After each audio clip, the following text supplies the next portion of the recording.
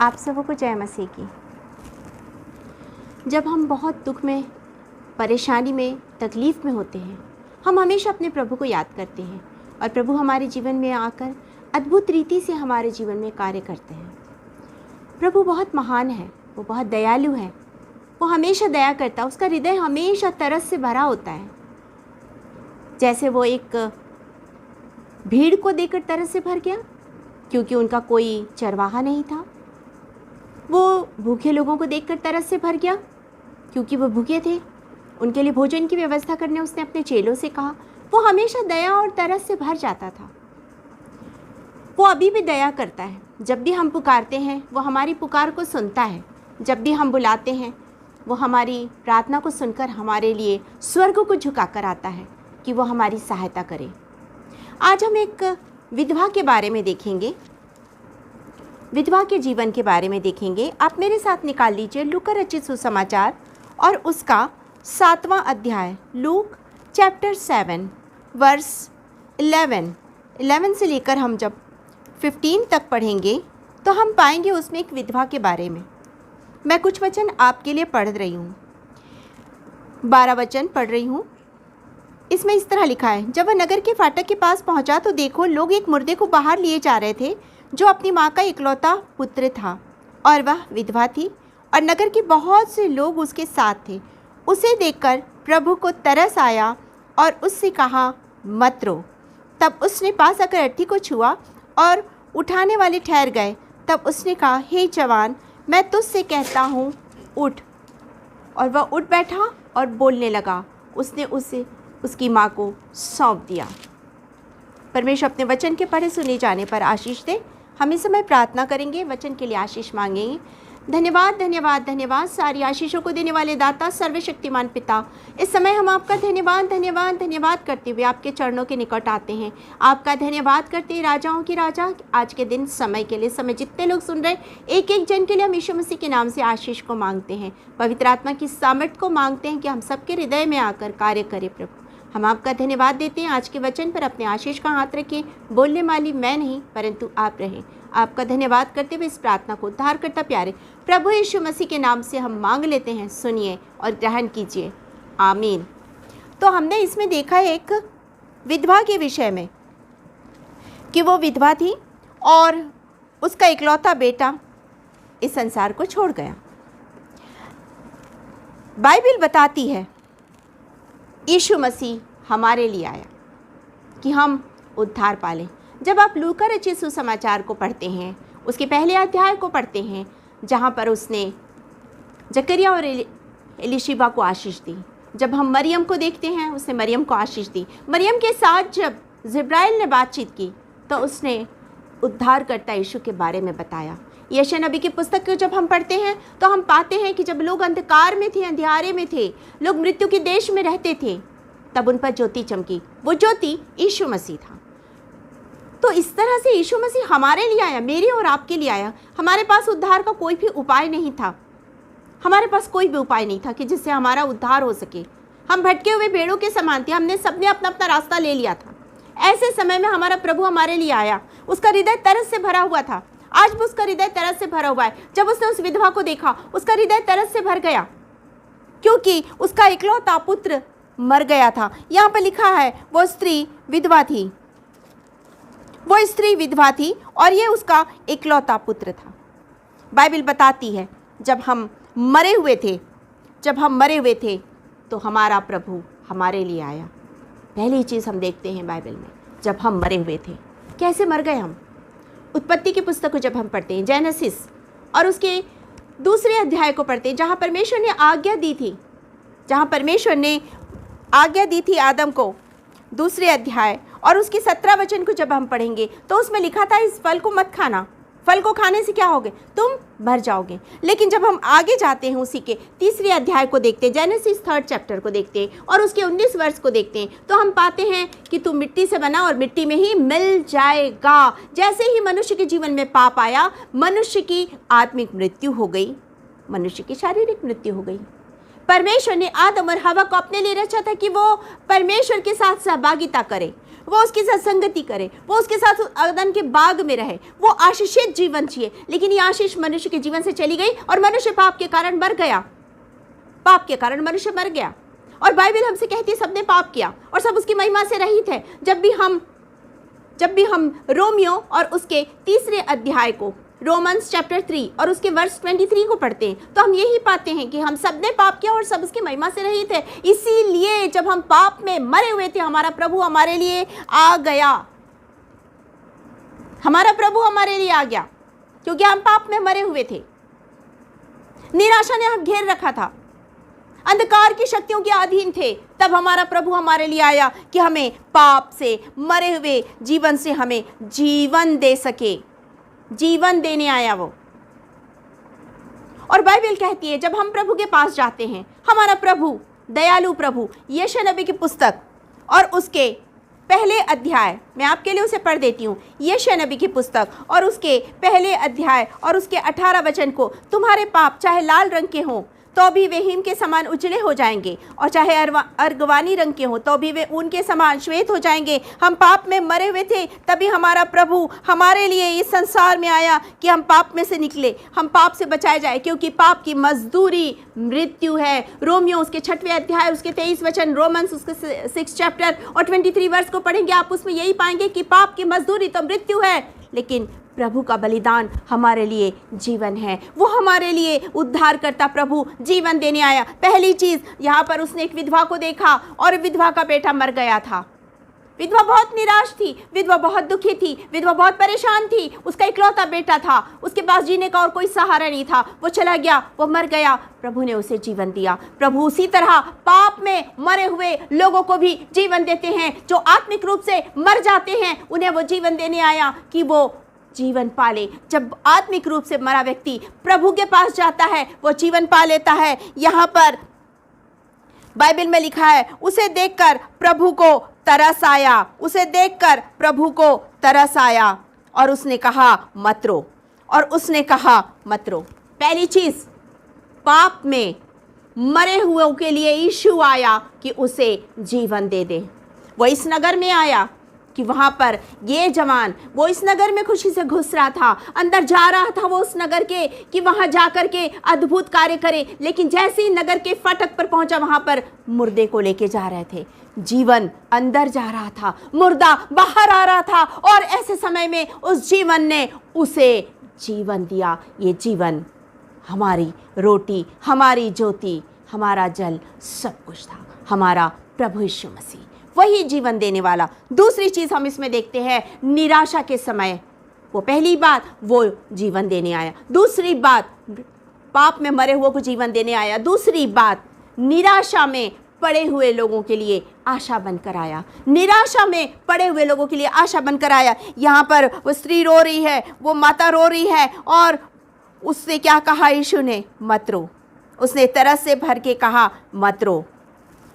वो इसीलिए तो आया। लूका रचित सुसमाचार, इसी लूक चैप्टर 4, मैं आपके लिए इसे पढ़ देती हूँ। लूका रचित सुसमाचार उसका चैप्टर 4 पढ़ेंगे, जहाँ पर लिखा हुआ है चैप्टर 4 और उसके 18 वर्ष को मैं आपके लिए पढ़ रही हूँ। प्रभु का आत्मा मुझ पर है, इसलिए कि उसने कंगालों को सुसमाचार सुनाने के लिए मेरा अभिषेक किया, और मुझे इसलिए भेजा कि बंदियों को छुटकारे का और अंधों को दृष्टि पाने का सुसमाचार प्रचार करूं, और कुचले हुओं को छुड़ाऊं।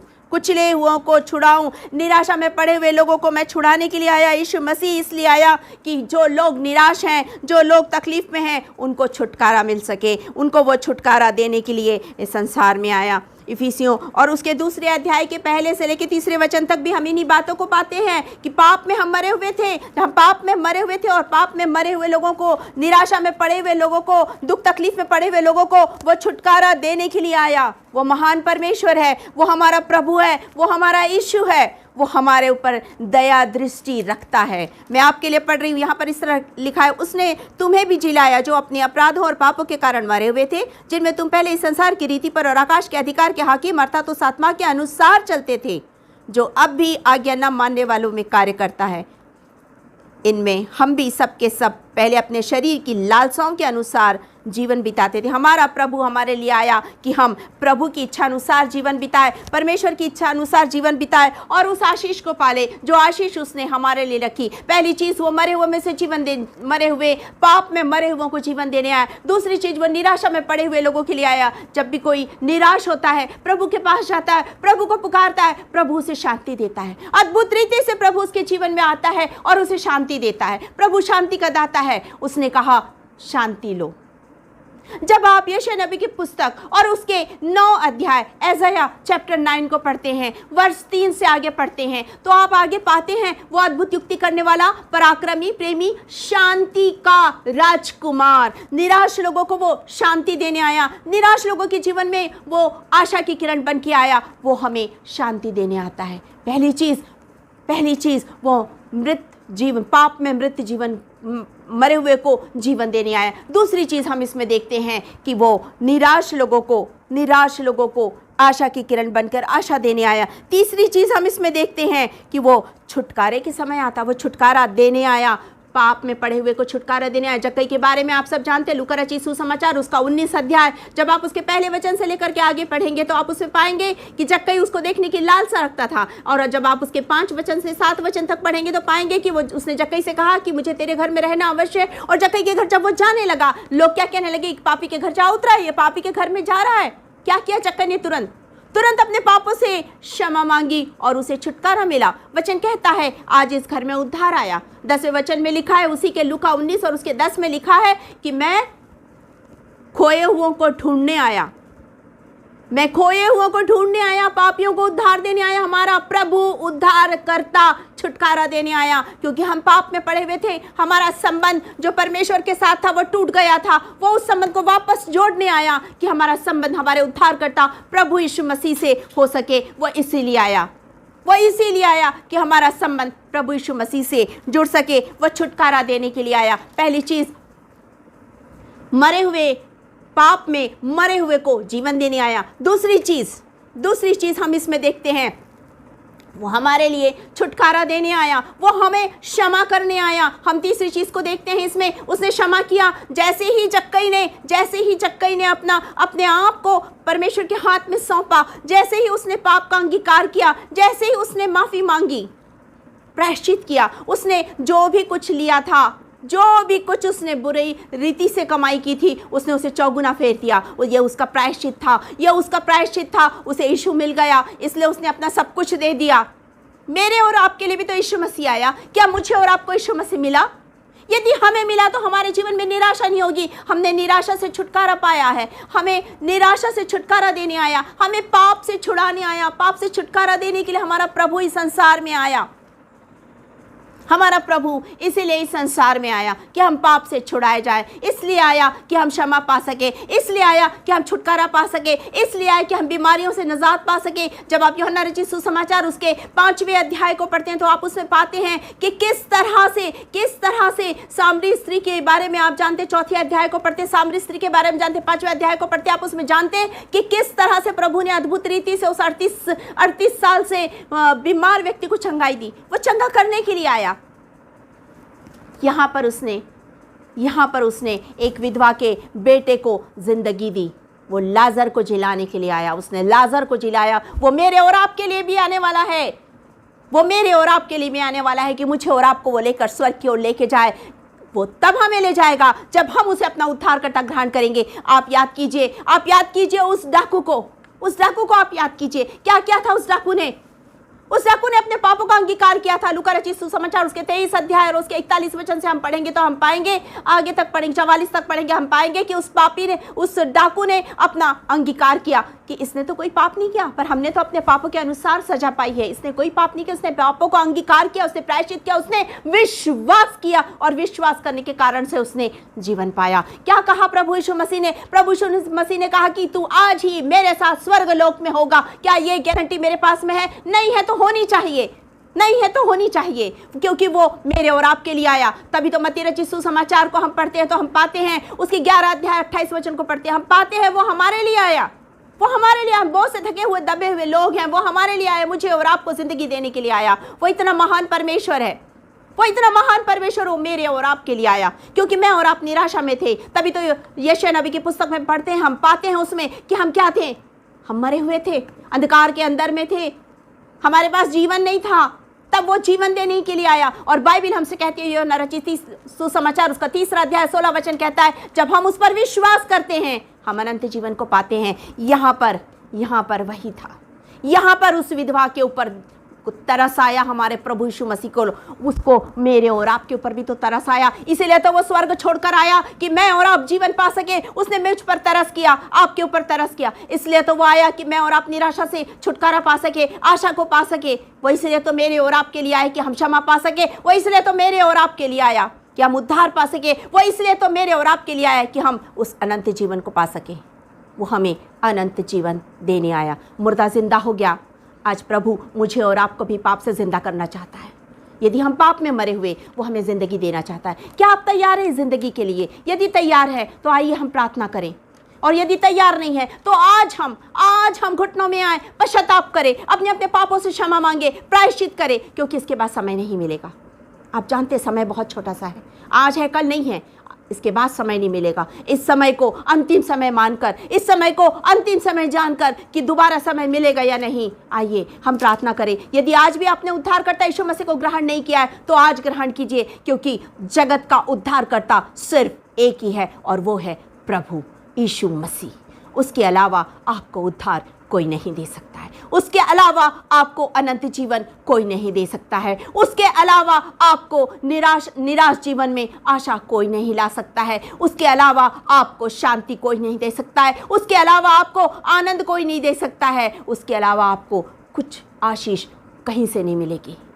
सिर्फ वही है उद्धारकर्ता प्रभु। आइए उसे अपना उद्धारकर्ता ग्रहण कीजिए, अपनी आंखों को बंद कीजिए और प्रार्थना कीजिए। वो आप पर भी तरस भरी दृष्टि रखा हुआ है, वो आपको निहार रहा है कि आप उसके पास आए। अपनी आंखों को बंद कीजिए और प्रार्थना कीजिए।